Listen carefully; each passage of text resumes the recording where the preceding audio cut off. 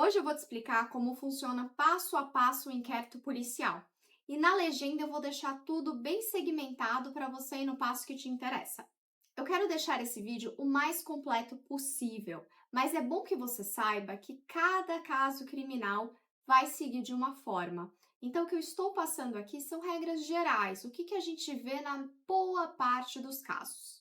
Vamos começar com o que é um inquérito policial.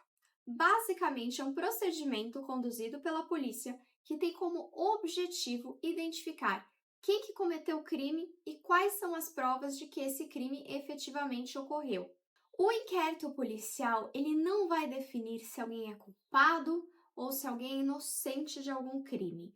Ele meramente apura os fatos, porque isso é decidido muito mais para frente. Se você é investigado por um crime ou você é envolvido em inquérito policial de alguma forma, não significa que automaticamente você vai ser considerado culpado pelos aqueles fatos. Mas você tem que ter em mente duas coisas no inquérito policial. A primeira é que você não é obrigado a ter um advogado e normalmente não existe defensoria pública para casos de inquérito policial. Ou seja, enquanto a polícia investiga, você não precisa ter um advogado e ainda que você queira um advogado público, você não vai conseguir. Só que ter um advogado no inquérito policial faz toda a diferença, porque o inquérito policial é que vai servir para base de uma acusação criminal contra a pessoa investigada. Então, se existe um trabalho defensivo muito bem feito no inquérito policial, existe uma chance maior de boas perspectivas no final, seja com o arquivamento do inquérito policial, seja com, por exemplo, uma absolvição depois de uma denúncia, depois de um processo criminal. Então, tenha em mente isso. Por mais que não seja obrigatório uma defesa em um inquérito policial, ela é extremamente importante. E o inquérito policial, ele é instaurado a partir do momento em que o Ministério Público ou a polícia tomam conhecimento de um crime. Não é qualquer crime que vai dar ensejo a uma instauração de inquérito policial. Por exemplo, se eu tenho um caso de crime contra a honra. Eu briguei com a minha vizinha, chamei ela de um nome muito feio. Essa vizinha, para me processar criminalmente, ela deveria entrar com uma queixa-crime e não com um inquérito policial. Até pode ser instaurado um inquérito policial nessa situação, mas não seria a situação mais adequada, porque ela já sabe quem foi, ela pode me processar criminalmente, só ela poderia me processar criminalmente, por exemplo. Então, ainda que ela faça um boletim de ocorrência, talvez esse caso não seja instaurado. A gente tem também as situações em que o crime ele só se procede mediante representação da vítima. Isso significa que a vítima não só precisa fazer um boletim de ocorrência para informar a polícia da ocorrência de um crime, mas também ela precisa ir até a delegacia e fazer uma representação no prazo de 6 meses. Nesses casos, pode ser que a investigação não seja aberta, não seja instaurado inquérito policial, porque a vítima não fez a representação, por exemplo. Então, ainda que a polícia tenha sido informada da ocorrência do crime, sem uma representação, o inquérito não é instaurado. Isso, claro, teoricamente. É bom lembrar que, às vezes, o inquérito é instaurado. E aí cabe ao advogado identificar essas situações, essas fragilidades, para pedir, por exemplo, o arquivamento do inquérito policial por falta de representação, por falta de propositura de queixa-crime, por que a gente chama de decadência. Então, isso depende muito, é uma análise do advogado que vai ver nesse caso específico. E a polícia também vai instaurar, supostamente automaticamente, nos casos de ação penal pública incondicionada. Ou seja, em um crime em que a polícia precisa investigar, esse inquérito deveria ser instaurado. Um caso clássico seria de homicídio, mas também a gente tem situações como maus tratos, incêndio, a gente tem vários outros tipos de crimes que não se procede mediante representação e que deve ser instaurado o inquérito policial. O inquérito policial ele também pode ser instaurado no caso de uma prisão em flagrante. A polícia vai lá, descobre, por exemplo, drogas com uma pessoa, prende essa pessoa em flagrante, é instaurado o inquérito policial e muitas vezes nesses casos de tráfico de drogas, casos de prisão em flagrante, quando a pessoa fica presa, muitas vezes esses casos correm muito rápido, então o inquérito policial dura muito pouco e acaba indo direto para uma ação penal. Não é direto, mas é quase que direto, né? Demora muito pouco tempo para o Ministério Público denunciar a pessoa e a pessoa vir a responder criminalmente pelo aquele ato em que ela foi presa em flagrante.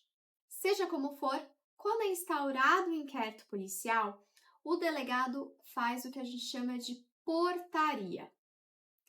A portaria vai narrar um resumo desse inquérito policial e quais são as medidas que devem ser tomadas para iniciar as investigações.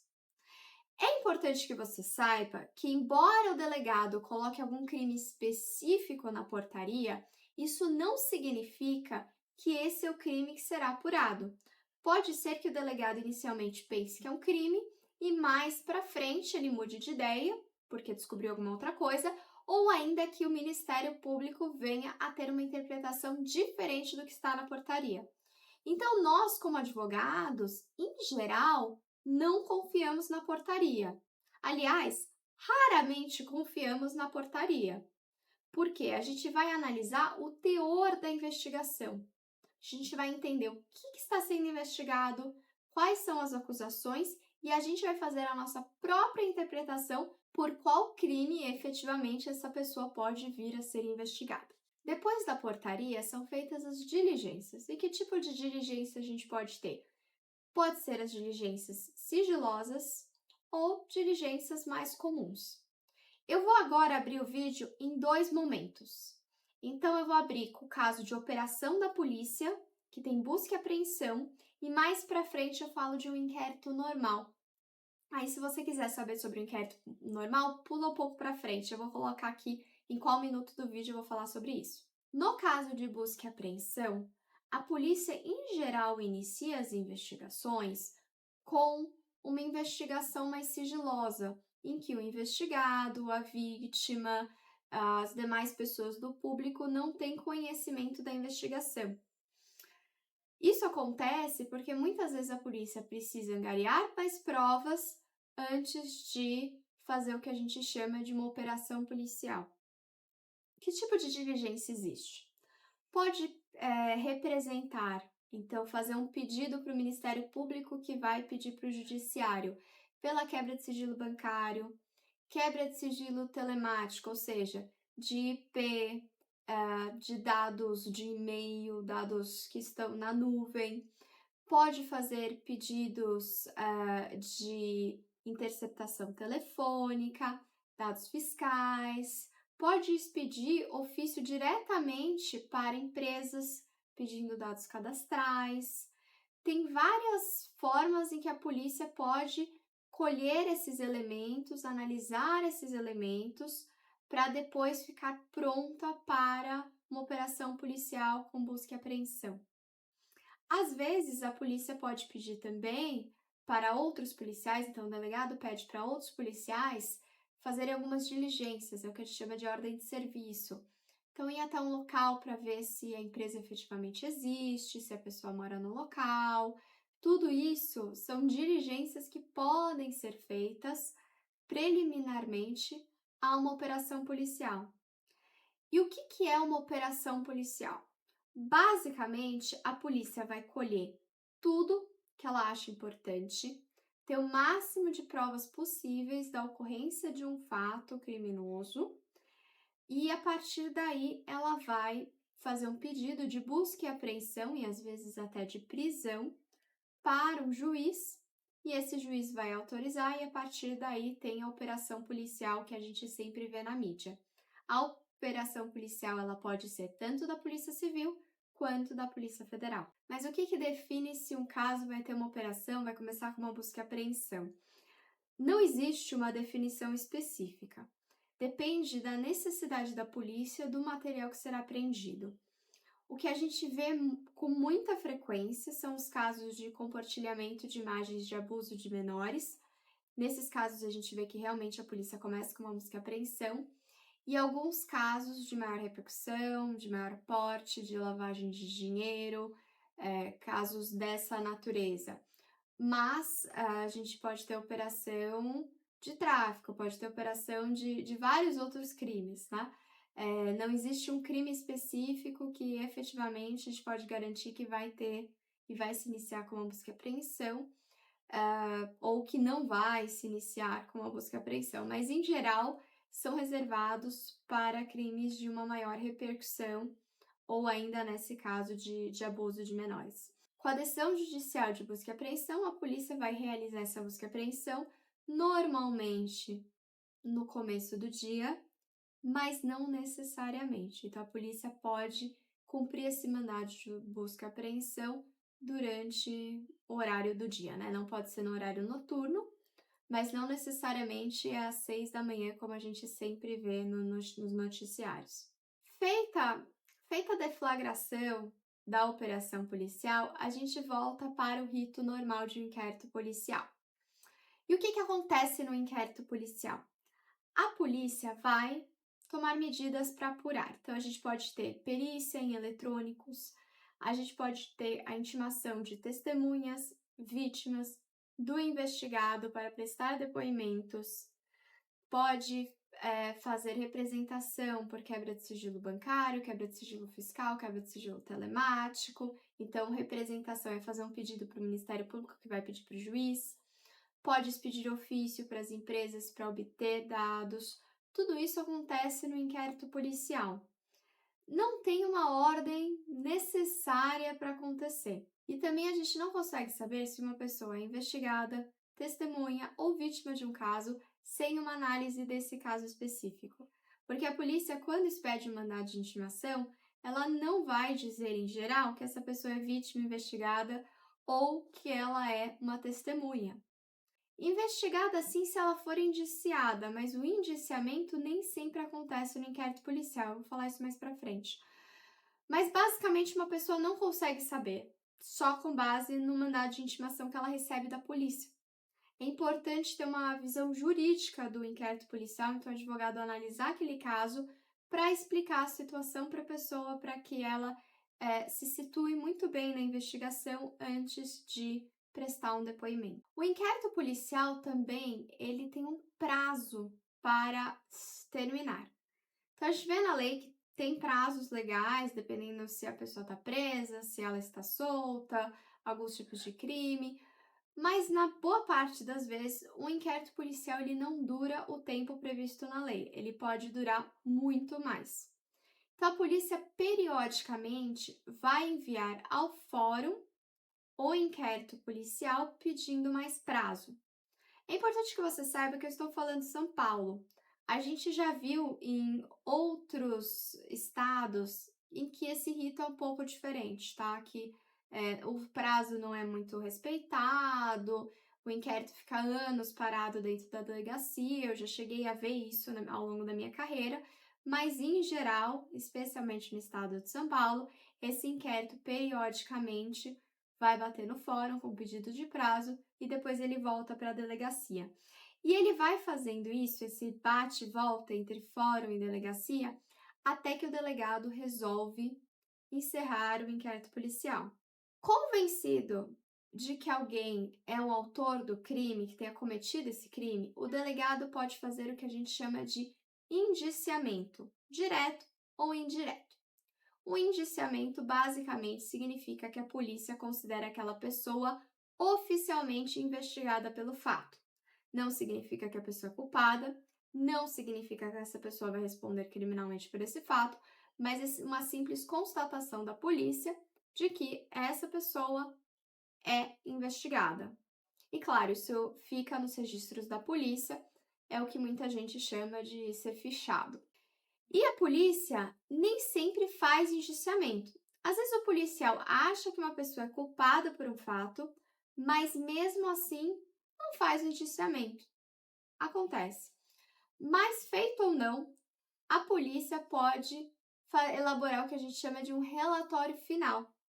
Nesse relatório, a polícia vai descrever as diligências que foram feitas e às vezes faz uma conclusão. Nem sempre, às vezes o relatório simplesmente relata o que aconteceu no inquérito policial. Feito esse relatório final, a polícia encerrou as investigações. Esse caso é enviado para o Ministério Público. E aqui que está o pulo do gato do inquérito policial. Muita gente acha que você precisa ter o delegado do seu lado no inquérito policial. É claro, se a polícia está convencida da sua história, da sua versão e acredita que não tem crime, está do seu lado, é sempre positivo. Mas quem vai definir o que vai acontecer não é o delegado, é o promotor, é o procurador, é o Ministério Público. Recebido o relatório final, o Ministério Público tem 4 opções. São 3, mas eu vou quebrar em 4 para ficar mais fácil, tá? Mas basicamente, a primeira opção é pedir novas diligências. O Ministério Público pode não estar satisfeito com a investigação que aconteceu e pedir que a polícia faça novas diligências. Nesse caso, o Ministério Público vai elencar, ele vai escrever o que ele quer que a polícia faça. E daí a gente volta para aquela fase em que a polícia faz as investigações. Terminadas essas investigações, elas vão de volta para o Ministério Público. Convencido de que não tem crime, o Ministério Público pode promover o arquivamento do caso. Nesse caso, o inquérito é arquivado. Existe uma ressalva: se o juiz achar o arquivamento absurdo ou se a vítima entrar com uma espécie de recurso e pedir para que esse caso seja analisado pela Procuradoria, pelo órgão superior do Ministério Público, e aí sim o órgão superior vai ver se foi caso de arquivamento ou não. Agora, se o Ministério Público entende que teve crime, aí ele tem 2 opções, por isso que são 4. São 3 opções, mas a gente vai desmembrar essa opção em 2. Primeira, oferecimento de acordo. Pode ser um caso de transação penal, pode ser um caso de acordo de não persecução penal. Depende da pena do crime, depende das condições em que foi praticado, do tipo de crime, mas pode eventualmente ser oferecido um acordo. Agora, se não for caso de oferecimento de acordo, o Ministério Público pode oferecer o que a gente chama de uma denúncia. E uma denúncia, aí sim, é uma acusação formal contra a pessoa investigada. E a partir desse momento, se a denúncia for recebida, essa pessoa vai precisar de um advogado no processo. Mas lembrando que tudo que está naquele inquérito policial, muito provavelmente vai ser carregado por esse processo. É claro, a gente precisa produzir as provas, né, no processo, mas de qualquer forma, isso é carregado de uma forma ou de outra. E exatamente por isso que uma boa defesa no inquérito policial pode ou evitar uma denúncia, por exemplo, convencer o Ministério Público que é caso de arquivamento, ou ainda auxiliar numa boa defesa durante uma ação penal, se for oferecida uma denúncia. Bom, eu tentei resumir o máximo possível como que funciona o inquérito policial. Se você tiver alguma dúvida, comente aí embaixo, se inscreva no canal para acompanhar mais vídeos como esse e deixe uma curtida se você gostou do vídeo. Muito obrigada e até a próxima!